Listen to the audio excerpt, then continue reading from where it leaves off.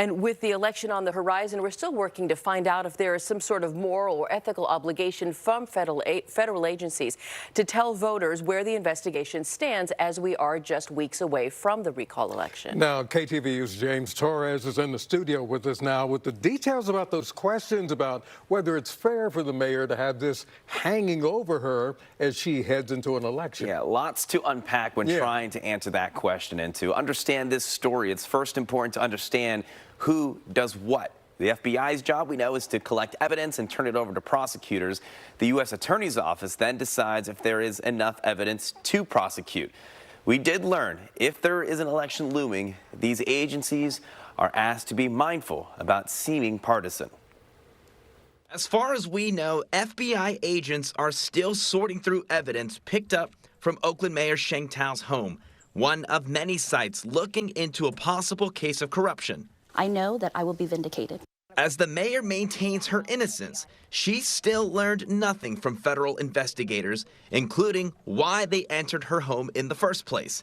Now, political experts wonder if complicating the mayor's defense against a recall election is worth being more transparent. You do have the ability to change the outcome of an election just by intimating that there may be something wrong with the candidate, with the campaign, with their associates.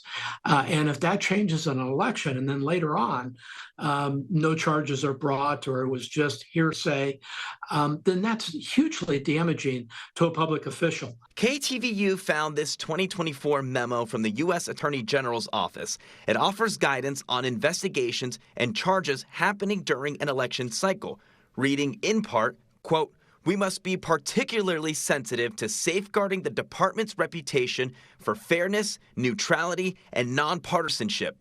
Simply put, partisan politics must play no role in the decisions of federal investigators or prosecutors regarding any investigations or criminal charges." So I think that given the proximity of a recall election, that the higher ups in the Department of Justice would make a decision that any indictment would be kept under seal until after the election. Stuart Kaplan is a former FBI special agent and now a defense attorney. He says the argument could be made that charges brought forth against a candidate do not disqualify them from running for office, much like the investigations into former President Donald Trump, who, despite felony convictions, won the Republican primary for president. However, a judge is delaying his sentencing until after the 2024 presidential election. I'm back to work. Another example is that of former New York Congressman Mike Grimm, convicted of fraud. Prosecutors kept his indictment under seal until after he won his re-election campaign. He ultimately stepped down, but those announcements never came from the investigators, aka the FBI. Political analyst Brian Sobel questions that. I would say to the FBI that some amount of clarity around these situations is important for the public process. Yes, I understand you're conducting an investigation and you've got rules and you're dealing with courts and all of that. But at the same time, if something has risen to the point where you need to go into somebody's home, then I think there needs to be a little more transparency. Any reaction to the FBI investigation? A rare example of that transparency happened in 2016. When the FBI collected evidence on Hillary Clinton's misuse of personal emails. This was while she was the Democratic nominee for president.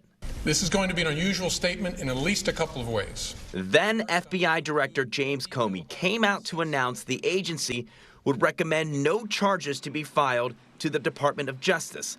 This was 4 months before the 2016 election. I'm going to include more detail about our process than I ordinarily would, because I think the American people deserve those details in a case of intense public interest. And second, I have not coordinated this statement or reviewed it in any way with the Department of Justice or any other part of the government. They do not know what I'm about to say. Kaplan says Comey stepped out of line with that announcement, and the FBI should not make those announcements because prosecutors could decide to go another direction with their findings. That risks confusing the public. There are many times that the FBI collects what they believe is sufficient evidence to charge someone. With that being said, there are just as many times as the FBI goes with all of this evidence that they believe is sufficient to charge someone, and the U.S. Attorney's Office issues a declination, meaning they decide not to charge a person. Ultimately, we won't find anything out about this investigation before the recall election, in part because of the agency's sensitivity to the upcoming election, and also because Kaplan says investigations like these can typically take up to 2 years before there are any findings. In the meantime, Mayor Tao says she'll continue her duties as mayor no matter what dark cloud comes her way. The threshold looks like it's pretty unfair here, and that's the very frustrating part. However, we're not going to focus on stuff that we can't control. We're going to continue to do our job. And Dave Gossett, we still continue to check in with the FBI. Even if we don't expect them to make any major announcements, they say there are still no updates to that investigation. We reached out to Tao's attorney as well, who has mentioned before that they are still waiting to see if they can meet with investigators themselves. They didn't have any comment for the story. We reached out to the U.S. Attorney's Office. Still has no updates for us this time. So nothing from that side. I do imagine that Mayor Tao's opponents, however, are seizing on the opportunity. Yeah, you know, she's had some critics for some time now. That's kind of what led up to the recall election in the first place. But keep in mind, they don't know anything about this investigation either. You know, there's not like nothing's been public, nothing's been unsealed, nothing's been revealed yet. And the kind of the whole point of this conversation is it's going to be that way until there is something actually there to prosecute. So once we know that, we'll let you know, but it's going to be a long time before we do. All right, James Torres, great report. Thank you.